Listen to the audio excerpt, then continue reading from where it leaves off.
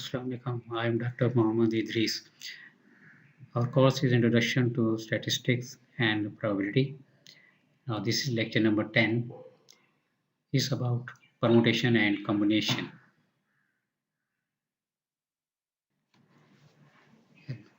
In lecture number 7, we have already studied some counting principles, some basic counting principles, and the counting rules for compound events or the rules of permutation and combination.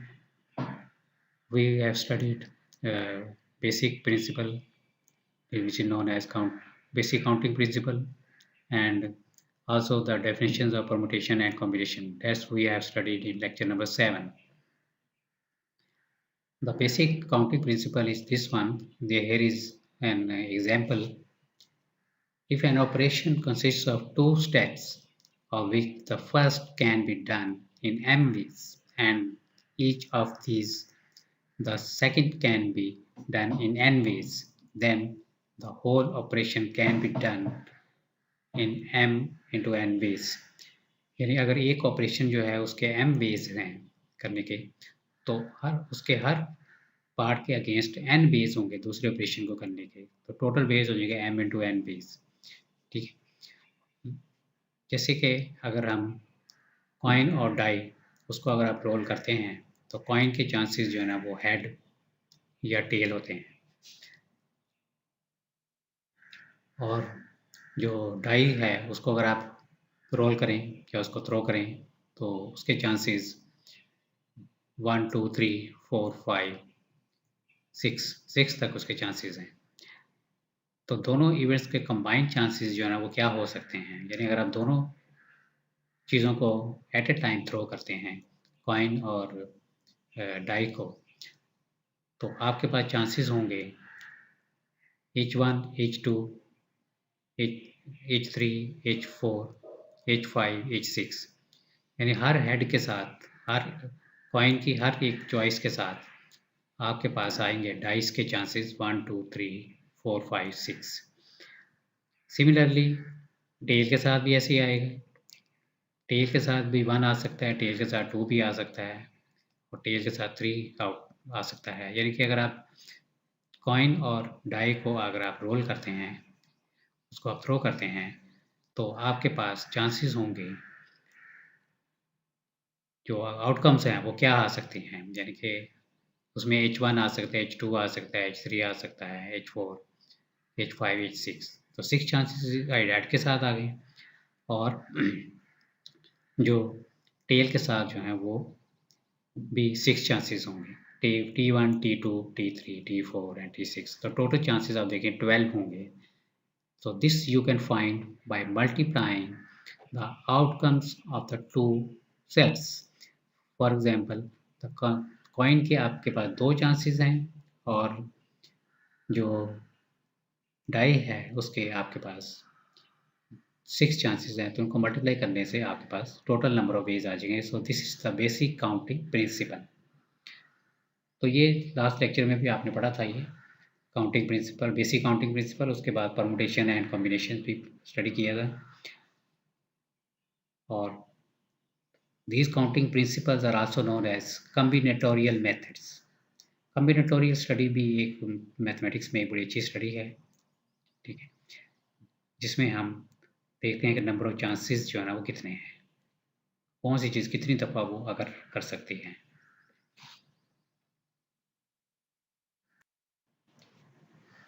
There is another example of counting principle, basic counting principle. How many possible outcomes are there when we roll a pair of dice, one red and one green? अब यहाँ पे 2 dice हैं, एक red है और एक green है. जो रेड है उसमें भी 6 चांसेस होंगे, और जो ग्रीन है उसमें भी 6 ही चांसेस होंगे. यानी कि रेड जो है अगर आप थ्रो करते हैं तो 1 2 3 में से 1 2 3 4 5 6 कोई भी नंबर आ सकता है. ग्रीन के भी कोई से भी नंबर आ सकते हैं. ठीक है, तो 6 चांसेस रेड डाई के हैं, और 6 ही चांसेस जो है ना वो ग्रीन डाई के हैं. तो दोनों के कंबाइंड चांसेस अब हम देखते हैं कि दो चीज़ों को जब आप थ्रो करते हैं तो फिर क्या चांसेस बनेंगे। अब आप अगर रेड और ग्रीन डाई थ्रो करते हैं तो उसमें हो सकता है कि रेड पे 1 आ जाए और ग्रीन है उस पे भी 1 आ जाए। हो सकता है कि रेड पे 1 और ग्रीन पे 2 आ जाए। और ये भी हो सकता है कि रेड पे 1 आए और ग्रीन पे 3 आ जाए। तो क्या ये चांसेस बन रहे हैं 1-1, 1-2, 1-3, 1-4, 1-5, 1-6। तो ये चांसेस बन सकते हैं। इसमें मैंने रेड को 1 लिया है और ग्रीन को चेंज किया है। ग्रीन पे 1 भी आ सकता है, 2 भी आ सकता है, 3 भी आ सकता है, 4, 5 एंड 6। तो आप देखें रेड के एक चांस के साथ ग्रीन के 6 चांसेस आएंगे। तो ये 6 डिफरेंट आउटकम्स बन जाएंगे। इसी तरह अगर हम रेड के साथ 2 लें तो ग्रीन के साथ 1 भी आ सकता है, 2-1, 2-2, 2-3, 2-4, 2-5 एंड 2-6। तो 2 के साथ भी 6 चांसेस बन जाएंगे। इसी तरह 3 के साथ रेड में 3 ले रहे हैं तो उसके साथ भी ग्रीन के फिर 6 चांसेस होंगे। रेड के साथ फिर 4 ले लें, 5 ले लें और 6 ले लें। तो इस तरह सब इवेंट्स को अगर आप ऐड करें, सब ये जो आउटकम्स को आप ऐड करें तो आपके पास आ जाएगा ये टोटल नंबर ऑफ आउटकम 36। ठीक है। तो वैसे बेसिक काउंटिंग प्रिंसिपल अप्लाई करें तो वो तो 6 से मल्टीप्लाई 6 कर दें, क्योंकि रेड डाई के भी 6 चांसेस है, ग्रीन के भी 6 चांसेस हैं। तो दोनों के कंबाइंड चांसेस जो हैं वो क्या बन जाएंगे 6 multiply 6 is 36 ways. 36 different outcomes बन सकते हैं इस एक्सपेरिमेंट में।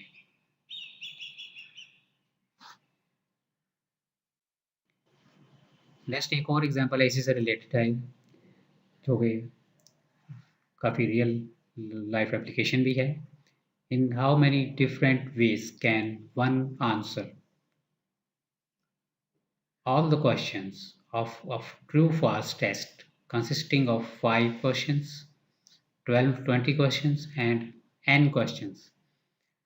अगर एक टेस्ट है उसमें अगर 5 क्वेश्चंस हैं तो उसके कितने डिफरेंट पॉसिबल आंसर्स हो सकते हैं, ये this we have to find. देखें अगर ट्रू फॉल का एक क्वेश्चन होता है तो उसके 2 चांसेस होते हैं, यानी या तो वो ट्रू करेगा या फिर फॉल्स करेगा। यानी कि ट्रू पर टिक लगाएगा या फिर फॉल्स पे वो टिक लगाएगा। ठीक है। इसमें इसके 2 चांसेस हैं एक क्वेश्चन के।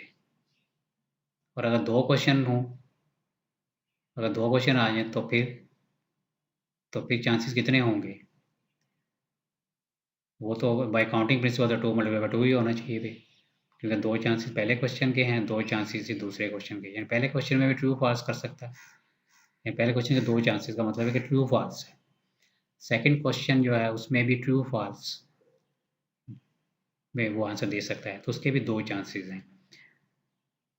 तो इस तरह थर्ड क्वेश्चन के भी 2 ही चांसेस हैं, फोर्थ के भी 2 ही चांसेस हैं और 6th क्वेश्चन है उसमें भी 2 ही चांसेस हैं ट्रू फॉल्स। तो हर क्वेश्चन के चूँकि 2-2 चांसेस हैं तो 5 क्वेश्चंस है पार्ट ए देखें आप। अगर 5 क्वेश्चंस हैं तो 2 multiply by 2 multiply by 2 multiply by 2 power 5 यानी 2 जो है वो 5 टाइम्स आएगा। तो ये total number of chances 2 power 5 बन जाएगा। That will be 32 base. ठीक है। तो इसमें भी वही देखें हमने किया, बेसिक काउंटिंग प्रिंसिपल अप्लाई किया है, नंबर ऑफ चांसेस से मल्टीप्लाई किया है। अब एक क्वेश्चन के 2 ही चांस है ट्रू फॉल्स हैं, हर क्वेश्चन के 2-2 ही चांसेस हैं तो 2 मल्टीप्लाई बाय 2 हम करते गए। अगर किसी क्वेश्चन के 3 चांसेस होते, ट्रू फॉल्स के अलावा एक और चांस भी होता, तो अगर कोई होता तो वो क्या होता फिर उसके 3 चांसेस हो जाते, फिर मल्टीप्लाई बाय 3 करते हैं हम, फिर मल्टीप्लाई बाय 2 ना करते हैं, राइट। 2 मल्टीप्लाई बाय 3 कर लेते हैं। अगर एक क्वेश्चन है उसके 2 चांसेस हैं और एक और क्वेश्चन है उसके 3 चांसेस हैं तो फिर इसका आंसर होता है 2 मल्टीप्लाई बाय 3 यानी 6 चांसेस हो जाते हैं। लेकिन क्योंकि 2 ही चॉइसेस हैं, चॉइसेस जो है ना सिर्फ 2 ही हैं, ट्रू या फॉल्स, इसलिए जो चांसेस हैं वो 2 ही रहेंगे। इसी तरह से अगर 20 क्वेश्चंस आ जाते हैं तो उसी तरह फिर 2 जो है ना वो 20 टाइम्स आ जाएगा। 2 जो है वो 20 टाइम जब आएगा तो 2 power 20 that will be 2 power 20 will be, you can calculate it, this much. And if n questions हो तो फॉर्मूला हमारे पास बन गया ये and 2 power n. 2 power n will give you how many questions, the total number of ways. 2 power n is the total number of ways when n questions are attempted. So this is a generalized formula 2 power n. यानी किसी भी question को answer देने के अगर 2 chances हैं तो 2 power n बनेगा, और अगर 3 चांसेस होते तो फिर क्या बनता? अगर हर क्वेश्चन के चांसेस जो हैं वो 3 होते तो आपका फार्मूला बन जाता 3 पावर n. ओके, अब इसमें एक और नीचे स्टेटमेंट लिखी हुई है, वो ये है कि एक क्वेश्चन अगर है तो उसका आंसर को ट्रू जो कैंडिडेट जो है या स्टूडेंट जो है वो ट्रू में देगा या फॉल्स में देगा. तो अगर वो ट्रू में देता है तो उसका एक ही चांस है, और अगर फॉल्स में देता है तो उसका भी एक ही चांस है. इसी तरह से अगर 2 क्वेश्चन हो तो दोनों क्वेश्चन ट्रू देने के चांसेस कितने होंगे? सिर्फ एक ही है, एक ही चांस है ना. यानी कि पहला क्वेश्चन भी ट्रू दे, दूसरा भी ट्रू दे. इस तरह तो नहीं हो सकता कि पहला ट्रू दे दूसरा फॉल्स दे दे, वो चांस तो नहीं फिर इसमें आएगा ना. या पहला फॉल्स दे दे दूसरा ट्रू दे दे. तो ट्रू आंसर देने का सिर्फ एक ही चांस है. ठीक है, number of ways of giving true answers is only 1. इसी तरह से फॉल्स आंसर देने का भी एक ही चांस है. अगर सारे क्वेश्चन फॉल्स में दे दे, वो आंसर उनके फॉल्स में दे दे, तो उसका भी एक ही चांस है. यानी हर क्वेश्चन फॉल्स फॉल्स करता है, कोई भी ट्रू ना करे तो ये भी एक ही चांस बनेगा. यानी 5 क्वेश्चन जैसे हैं ना, 5 क्वेश्चन हैं, अगर उसमें सारे क्वेश्चन वो ट्रू कर देता है, आंसर ट्रू दे देता है, तो वो सबसे ज़्यादा मार्क्स तो इसी के आएंगे ना, उसके मैक्सिमम मार्क्स तो यही आएंगे उसके. अगर उसमें से कोई फॉल्स कर देता है तो मार्क्स कम हो जाएंगे. इट मीन्स के मैक्सिमम मार्क्स उस वक्त आएंगे जब वो सारे क्वेश्चन ट्रू देगा, और वो सिर्फ एक ही चांस है कि सारे क्वेश्चन ट्रू देने के. इस तरह से फॉल्स का भी सिर्फ एक ही चांस बनेगा, सबको वो फॉल्स आंसर दे देता है तो फिर उसके 0 मार्क्स आ सकते हैं. अगर कोई एक भी ट्रू दे देता है तो फिर तो मार्क्स 0 से ग्रेटर ही होंगे. इट मीन्स के मैक्सिमम मार्क्स अगर उसने लेने हैं तो उसे सारे क्वेश्चन ट्रू देने पड़ेंगे, और उसका चांसेस बनेगा एक ही चांस बनेगा उसका, जितने भी क्वेश्चन हैं. यानी उसकी आउटकम्स एक बनेगी, एक ही बनेगी. यानी ट्रू ट्रू ट्रू ट्रू हर एक में वो आंसर देगा. और अगर फॉल्स में आंसर देता है तो उसके भी हर एक में फॉल्स आंसर देगा वो. तो ये स्टेटमेंट जो है नीचे लिखी, इसका ये मतलब है only one of these corresponds to the case where all the questions are correct and only one correspond to the case where all the questions are wrong. तो जितने भी क्वेश्चंस होंगे उनमें से एक ही चांस ऐसा होगा जिसमें वो सारे क्वेश्चन के ट्रू आंसर देगा.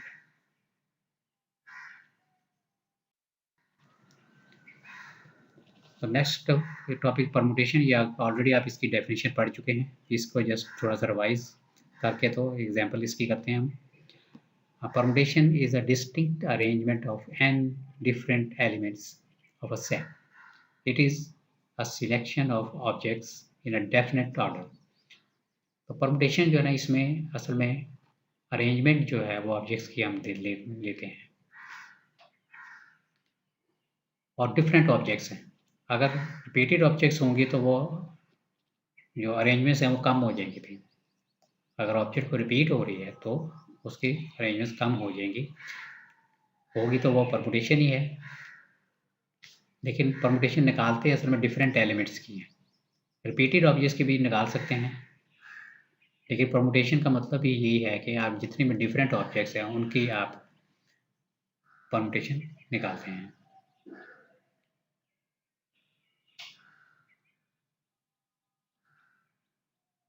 यानी कि जो भी चीज़ आपने कोई अरेंजमेंट करनी है, किसी की सीट्स में अरेंजमेंट है या कोई पेंटिंग्स की अरेंजमेंट है फर्स्ट सेकंड थर्ड, तो वहाँ पे परमुटेशन अप्लाई करेंगे. और ये एग्जांपल देखते हैं, example 10.3. How many permutations are there if the letters A, B and C. 3 letters are given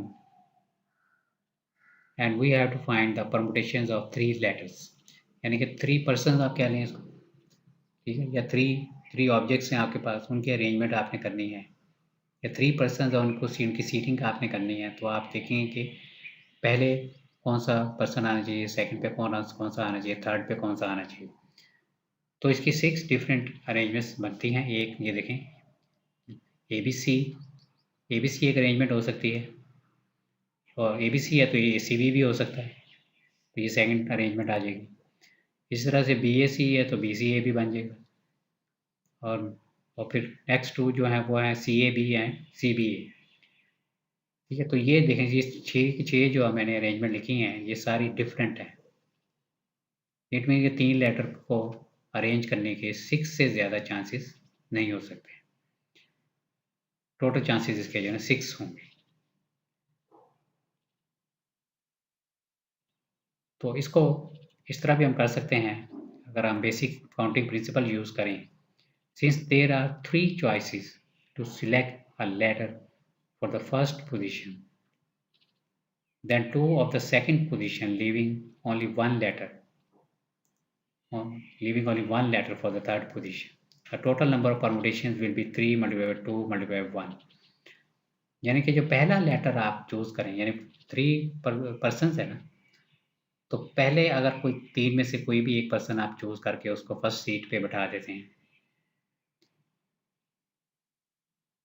यानी कि पहले पर्सन के जो चांसेस है वो 3 होंगे, क्योंकि 3 में से कोई एक ले रहे हैं ना। तो पहले पर्सन में ए भी आ सकता है, बी भी आ सकता है, सी भी आ सकता है। जैसे कि ये अरेंजमेंट जो लिखी हुई हैं उसमें आप देखें फर्स्ट पोजीशन पे ए भी है, बी भी है, और फर्स्ट पोजीशन पे सी भी है। इट मीन्स कि फर्स्ट पर्सन को सिलेक्ट करने के चांसेस होंगे 3। और इसी तरह फिर जब एक पर्सन सिलेक्ट कर लिया तो बाकी 2 पर्सन रह गए। तो बाकी जो 2 पर्सन हैं उनको सिलेक्ट करने के कितने चांसेस होंगे? वो 2 ही चांसेस होंगे, यानी कि एक पर्सन आएगा या फिर दूसरा आ जाएगा उसकी जगह। इट मीन्स सेकंड पर्सन को चूज़ करने के चांसेस होंगे 2। और इसी तरह जो लास्ट पर्सन होता है एक ही रह गया, उसका चांस एक ही होगा। तो अब आप देखें, इधर आप बेसिक प्रिंसिपल अप्लाई कर सकते हैं, बेसिक काउंटिंग प्रिंसिपल। यानी पहले पर्सन को सेलेक्ट करने के 3 चांसेस हैं, नंबर चांसेस 3 हैं। सेकंड पर्सन को सिलेक्ट करने के 2 चांसेस हैं, क्योंकि एक तो सिलेक्ट कर लिए, बाकी 2 ही रह गए ना। और जो थर्ड पर्सन है उसका 1 चांस है। तो इन तीनों को मल्टीप्लाई करने से हमारा आंसर आ जाएगा by using the basic counting principle. अब इसी को देखते हैं कि हम फॉर्मूले से कैसे एवेल्यूएट करेंगे। Number of permutations of n distinct objects is n factorial. जैसे कि पीछे 3 ऑब्जेक्ट्स है तो हमने उसका आंसर लिख दिया 3 मल्टीप्लाई 2 मल्टीप्लाई 1।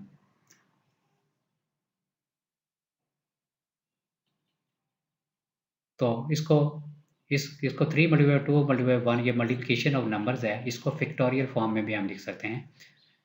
कैलकुलेटर में भी ये बटन फैक्टोरियल का होता है, इस वजह से भी आप फैक्टोरियल कैलकुलेट कर सकते हैं। यानी कि अगर 5 multiply 4 multiply by 3 multiply by 2 multiply 1 अगर आपने इन नंबर्स को मल्टीप्लाई करना है तो आप फैक्टोरियल यूज़ कर सकते हैं, डेट विल बी 5 फैक्टोरियल। इस तरह से अगर n नंबर्स हैं तो उसके लिए n फैक्टोरियल होगा, यानी कि n नंबर्स को मल्टीप्लाई करने का फॉर्मूला है ये। तो n फैक्टोरियल का मतलब ये है कि n multiply by n minus 1 multiply by n minus 2 and last में 3 2 1 आ जाएगा। यानी कि n ऑब्जेक्ट्स को अरेंज करने का ये हमारे पास फॉर्मूला आ गया, डेट इज n फैक्टोरियल।